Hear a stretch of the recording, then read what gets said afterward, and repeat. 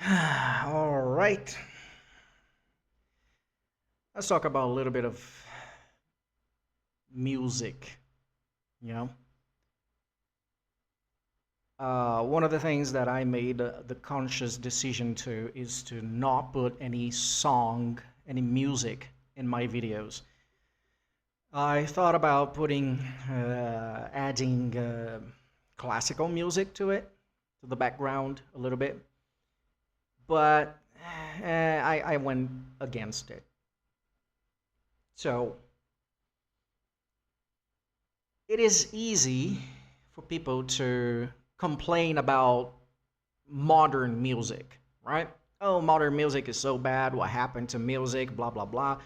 Music back in my days was so good, but nowadays it's so bad because music bad and blah, blah, blah. But here's the thing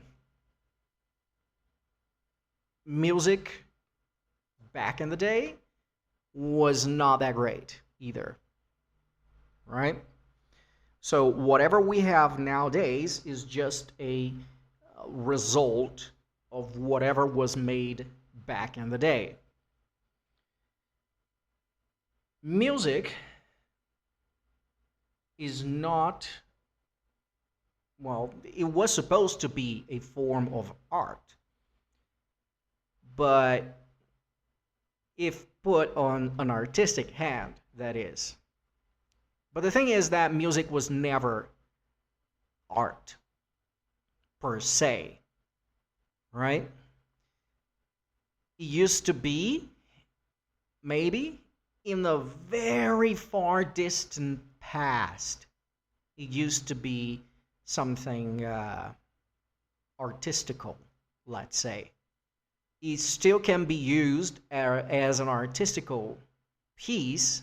It can still be used as art.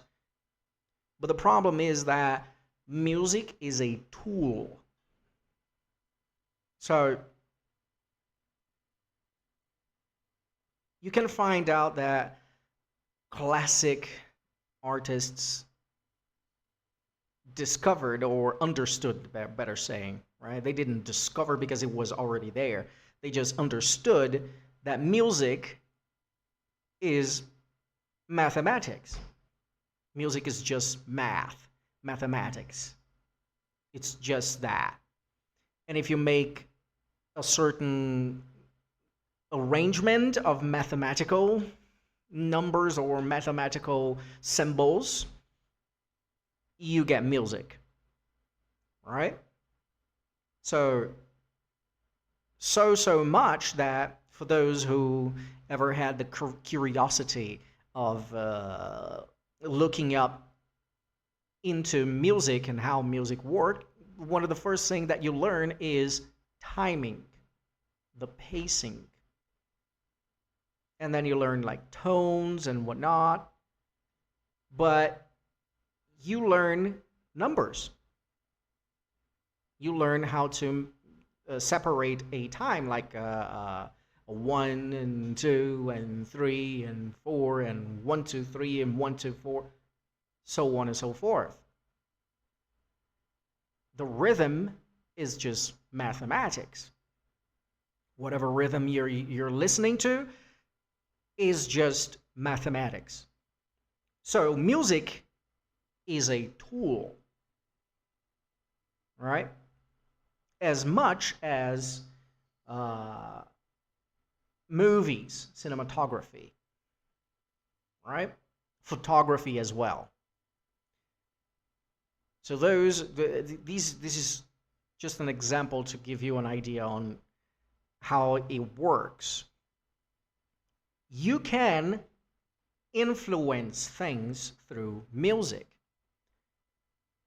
And that is, proven and proven again and again. If you look it up, you're going to find things, absurd things like people growing plants by making plants listen to certain classical music. So even classical music is a tool. And I say that because Even one of my favorite artists in a classical music, which is Tchaikovsky, if you pay attention to his music, they are, a lot of them are things that make you keep moving. And it's even in the name of the song itself. For example, March Slave. It's a song made for you to keep going, keep marching, keep going, don't stop. It's a good song, yeah. You listen to it and you're like, damn, that's so good. You're gonna listen to Overture 1812, and the guy just puts artillery cannons in the song. It's a song that makes you want to fight. It impulses you into a certain behavior. Music is a tool, and it's used to infer a certain behavior on yourself. You can refer to the fact that they use certain classic music to make plants grow faster. And it is scientifically proved that it's possible. They made a scientific test on it, a scientific study on it, and they can proved that. Yeah, certain music can make the plants grow faster. So music can make you behave in a certain way. And you can recall in your memory a music that you think it's so good. Oh, it's such a good song. You can recall a music that made you cry. You can recall a music that made you dance. You can recall a music that made you feel a certain way or act a certain way. And every single one of them does that to you. Every single one of them. And now we go back to modern music. Oh, modern music is bad. Yeah, it is. It's a byproduct of all the trash that we heard in the old times, from 2000 back, all the way back. All the way back. You can go all the way back to the 1900s, all the way back to the classicals, all the way back. Tchaikovsky, I just gave you an example of his music make you want to move, make you want to, pull your sword and fight. That's how his songs operate. And then you come to modern music, and the quality of the subtext lowered a lot. Because at first, in the classical music, the subtext is, the bar on the subtext is so high that it may take you years and years to understand that you have been influenced by the music that you were listening to. But nowadays, the bar is so low that it's kind of obvious. So you can try and dodge a little bit, but it's still there. But at the same time, you can notice that there are still people who try to make at least in his whole career, at least one artistic music. And you're going to notice that every single time that they try to make something artistic, it's something about the daily life, normal life, or the struggles of life. And the music is always kind of neutral to sad. It's either neutral or sad. But it's possible for you to sing it in a more just a general sense. It's possible to do it. Now you have to put a lot of effort in the other songs to change their their intent, their tone. You have to put a lot of effort. You have to be very qualified to do it. It's just not possible easily. Not It's not impossible. It's just not easily possible for you to change. For example, that who sang that song again? The it's an old song now. It's a fireworks, right? It came another song in my head. The Wrecking Ball Girl song. You know, I came in like a wrecking ball, and it's difficult for you to not go into when you think about the song. You can't easily change it into another square of rhythm. It falls straight into the rhythm of the song that you listened to, that you heard. That one, they made it to be that way, and it's made to pass you some sort of information to make you act in a certain way. So we hear the modern song and it's bad and it's just not good at all, but it feels like a trash noise that you're trying to listen to and you fail miserably. It's really bad. But I go back to when I was a kid in the 90s, and I remember the songs that used to play on television. And those were such an obscene songs because the 90s were the era of molding child behavior and mentality into degeneracy.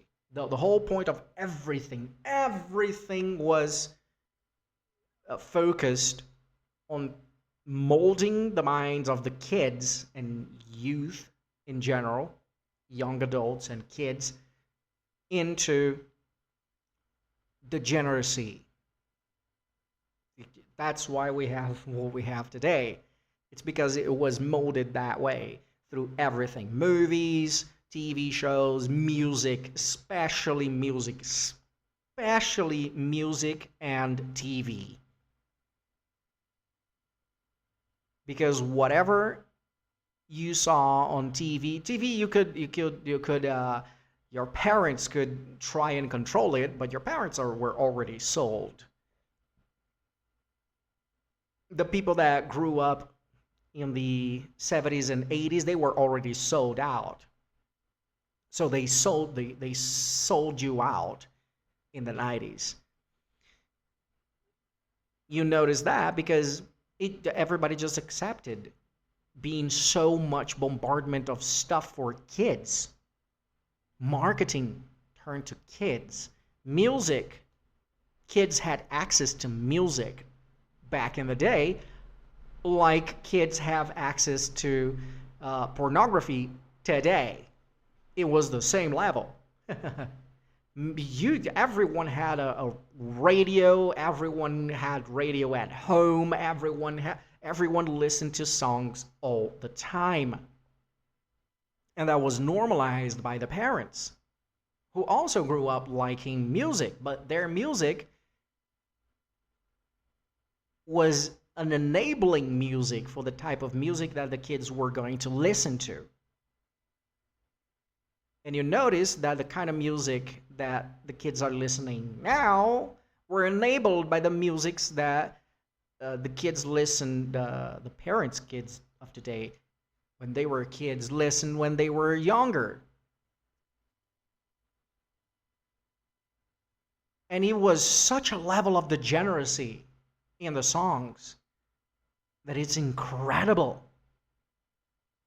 It's a strange level of degeneracy that people just didn't notice. It's incredible because people really didn't notice how much it was bad. And it's strange because I can't know for sure how bad it was in Europe. And when I say Europe, I'm not talking about Britain. I'm excluding Britain from Europe. It's an island, so it's off the map. But I know a little bit of stuff that was going on, that was playing in Japan. So in Asia, it was bad. Since the 80s, it was already bad. But the attack is completely different. Because in Japan, you're gonna go listen to the 80s and 90s song, and it's all about the consumism, and uh, so much that one of the iconic songs of their era of Japan is "Plastic Love." Just by the name of the song, just by the name of the song, you can notice that everything was about consumism. So I don't know how it was in Europe. So between Japan and and uh, ah, Netherlands and the Netherlands, I don't know how bad it was in that place about that. I'm pretty sure that the Muslim countries were kind of they're just kind of there. Nobody cared about that, and nobody changed anything about that. Wow, they just they just don't change. But you go to Britain and this side, the Americas, everything was going full degeneracy. In North America, here in South America, everything was going full degeneracy. It was bad. It was really bad. You would turn on TV and you would see big ass shaking in tight, tiny, microscopically tight uh, shorts twerking on TV, on the camera for kids. And they would dress the kids like that and make the kids do the same. And the parents at home, because they saw it on TV, they were like, "Oh, it's okay. It's a friendly song. It's not degenerate at all." But the lyrics were so obscene. They were all about sex and degeneracy, sexual deviancy. It was all about that. There were music talking about the tip of the nipple of a lady's breast. I'm not exaggerating, right? But that was the 90s. And everybody's like, "No, no, the 80s. The 80s was so great. These songs are all great and all of that." But are they? Are they? Yes, they are. Are they? Right? When you go back and you listen to something like Queen, for example, that has so much subtext, and the Freddie Mercury himself tried to sell it as, no, no, no, it's not about the homosexual. No, it has nothing to do with homosexuality. It's just about life in general. But look what the fucking music is talking about. Look what the music is talking about.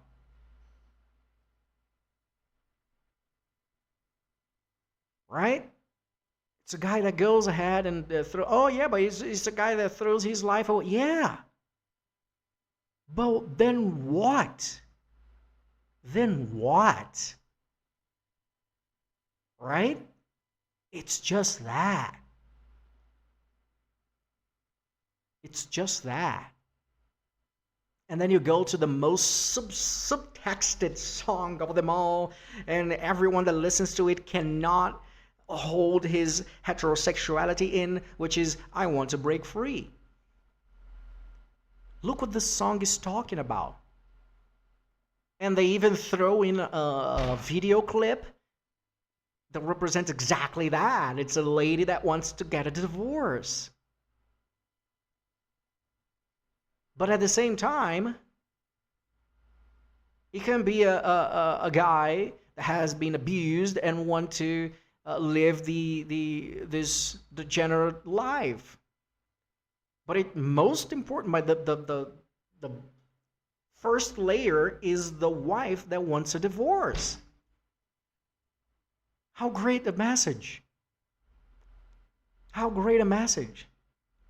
And you see music like the final countdown, which is the most veiled, convoluted thing ever. And the guy is just breaking up with a girl. And they're leaving together. They're like, they're together. They're together. And he's just like, no, I'm done. He goes to such lengths to end the relationship. Why? Look at the message. What the type of message that is being put in there? The classical music. It's the best. It's the best. Oh no, but you have you ever heard of uh, heavy metal? Then I am a headbanger. I only listen to metal. I don't listen to this shit. And you're gonna listen to AC/DC, and one of the songs is literally about him going to hell, and the other one is the other one, which is funny enough, it is one of my favorite ones, which I just don't listen to anymore. It's about him being shot by the cops because uh, he did some scams. He did some a lot of bad deeds. So he's being chased and shot down. And it's absolutely in there. It's convoluted in there, right? Which is Thunderstruck. And then you go back and back and back, and the more back you go, the more you listen to it, the weirder it gets. Because all the songs are about either sex or the person wanting to get away from the marriage, or the person wanting to be deviant. And I say, hey, hey, hey, hey, hey, what's going on? Is a song about that. So much, so much that they made a funny classic meme of He-Man singing it. And it fits. Why? Because it's made for that. It's made exactly for that. That's why it fits so well. So you go back even more to the classic, to the 60s and 50s songs, and hold and behold, you have the king of rock. What's his name again? Elvis Presley. Twerking his hips, making everyone shocked. Why the hell do you think everyone got shocked by him twerking his hips in a sexual manner? Because it's bloody not normal. It's something not that acceptable. Hey, but it's for the people at the time. Yeah, you dummy. He built up the tolerance that you feel today. You feel tolerance to this kind of thing today because it was normalized by him back in the day. Okay? So he was molded. He molded everyone into it, but mostly the youth, and mostly the female youth, which people understood that if you mold the female youth, that's it, GG. It's basically half of the population. Right? If you mold the female, it's over. It's over. But then you mold the female, and then there's nothing anymore. There will be no more females in the future because there will be no more. Well, the songs were made for that. They were made for that because how can you go and listen to it and be like, oh no, but this is a song that's there's deeper meaning to it? Yeah, there is. He wants to try and mold you to think a certain way. And then you pull more and more back and back, and then you'll reach Tchaikovsky, who's trying to make you march forward, slave. Come on. Work. Work, work. You hear the classic things on how did they the first firearm people who fought, right? How did they coordinated themselves? With drums, music. They played music to make people march into war, into the front line. Go, and you charge to kill the enemy. Yeah, it's silly. I would never do that. Yes, you would. Yes, you would. If you listen to it, you would. Absolutely. And it's being used everywhere. Everywhere. Music was always used as a tool. But it can be used as art. It can be used as art. It's one of the reasons why I put this prayer on the back of the video. Right? It can be used as art. You're gonna have to dig, you're gonna find like 5 songs that are really good and are slightly artistic. But even those are gonna make you feel a certain way. Because that's how it works. They were made for you to feel a certain way.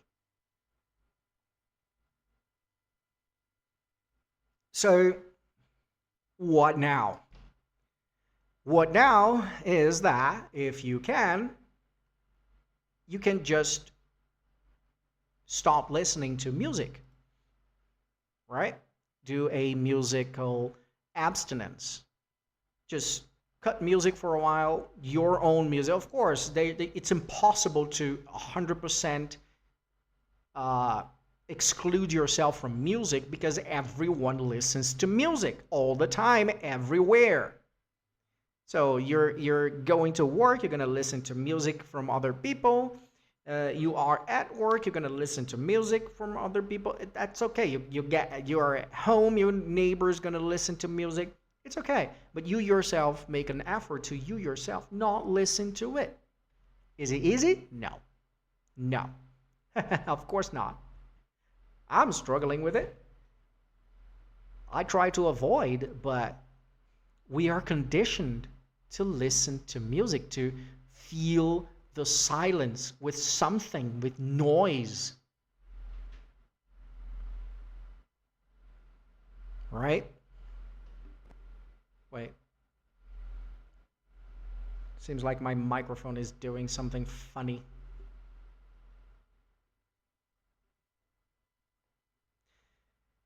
I'll keep it that. If it's destroyed, it's fine. It's gonna go into the video. So it's not easy. It's not easy. But you're gonna feel some difference. I'm gonna go bored. You don't know until you try.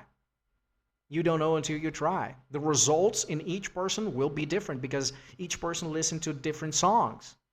So you might be affected differently. No, you will be affected differently.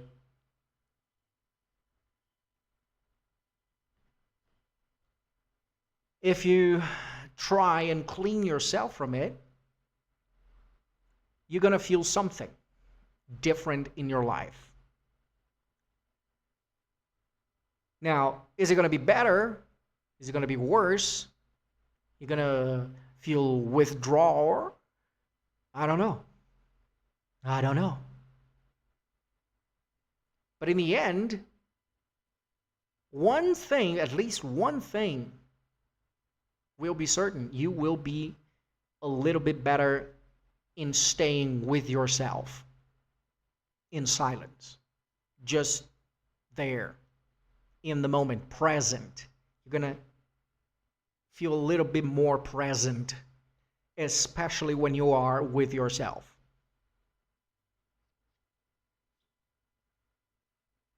So at least whatever is the message that is being infused in you, whatever it is that is the conditioning that there was being input in you, it might weaken. And if you manage to really, cut music off, like a friend of mine, he managed to just not listen to music when he's home himself, right? He just doesn't.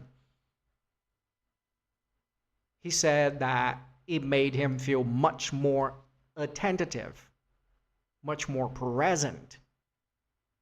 He pays more attention to stuff thanks to that. And he feels more at peace, which is important. So, at least avoid certain types of songs, okay? Don't go out there listening to things thinking that, oh, the classics are better, let's listen to the classics, and then you're going to listen to a song about a dad who had incestuous dreams about his daughter. Yes, there is a song like that. Right? It's from a classic one. So, stay safe out there. All right?